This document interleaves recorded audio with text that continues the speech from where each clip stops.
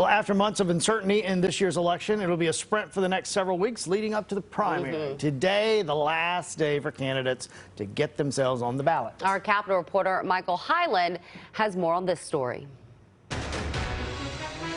Thank you so much. Thank you. For Democrat Sam Searcy, it was a last-minute decision. He says he hadn't been planning to run for Congress, but when state courts redrew the districts last week, he started getting calls. We needed a candidate on the Democratic side that lives in the district and who is battle-tested.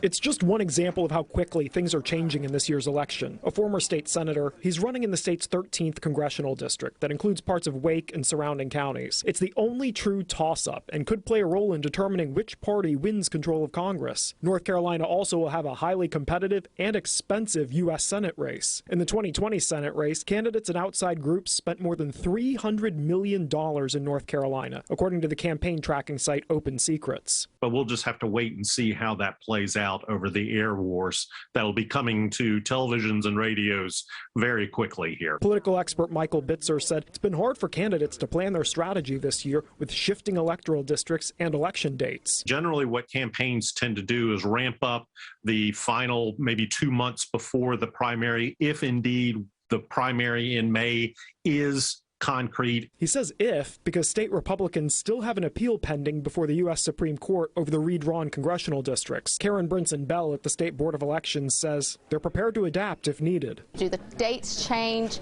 Because that certainly impacts what we have to do to be ready for federal absentee requirements and things of that nature. When the courts moved the primary to May 17th, the Board of Elections says that was the latest they wanted to have it to still ensure that we could have runoff elections if they're needed and to get the mail-in ballots out to people on time.